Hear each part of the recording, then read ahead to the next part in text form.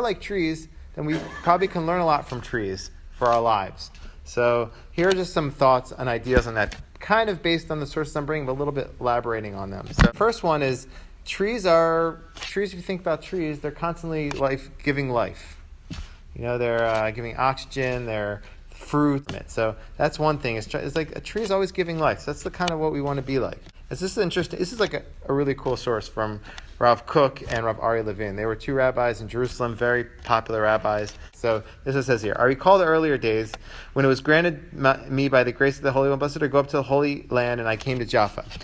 There I first went to visit our great master of Avram Yitzhak Cohen, a cook, who received everyone. We chatted together on themes of Torah study.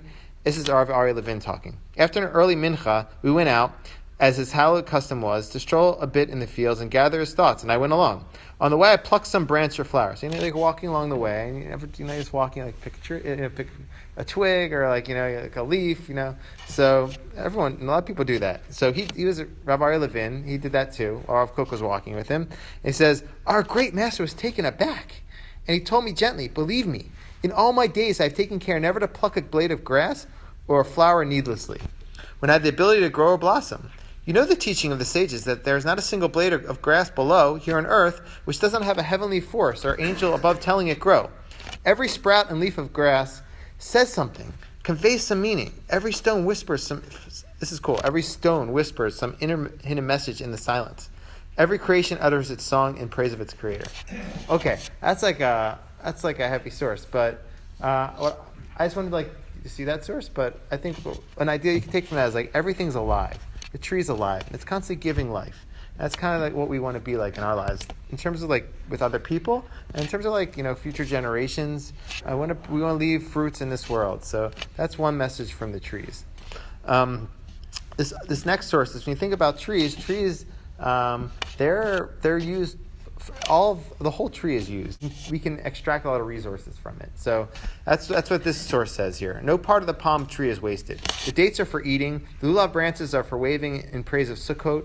The dried thatch is for roofing. The fibers are for ropes. The leaves are for sieves. And the trunk is for house beams. So too, every one of the Jewish people is needed. Some are knowledgeable in Bible, others in Mishnah, others in Agada. So others perform many mitzvot, and others gives much charity. So I think the idea here, though, is if we take the idea of this midrash here, the idea is the tree can be used in many different ways.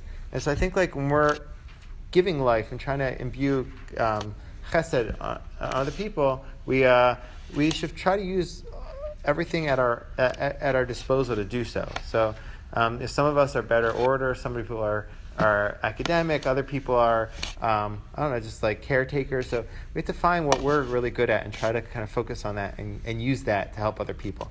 And while we're at it, you can use your other talents too. Our talents should be used to help people. So another thing that stands out when you think about a tree is that it's very rooted, right? Literally. So the tree, there's tsunamis, there's storms, there's snow, everything.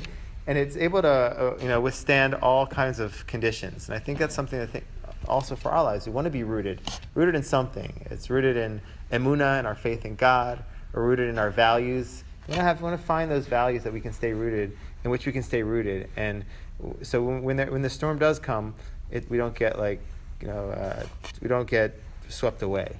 And so I think that's what this source talks about to some extent.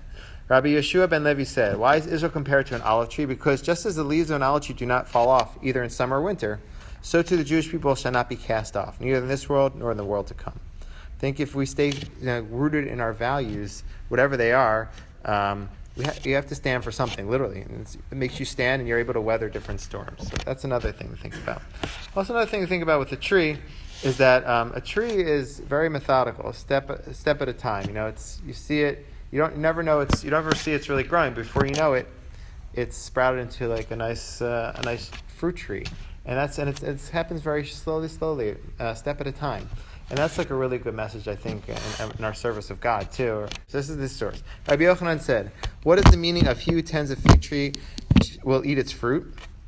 Why is the Torah compared to a fruit tree?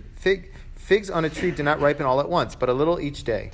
Therefore, the longer one searches in the tree, the more figs he finds. So too with Torah. The more one studies, the more knowledgeable and wisdom one finds." So that's the idea of going slowly, piece by piece in Torah too. a mission at a time, and then you slowly build yourself.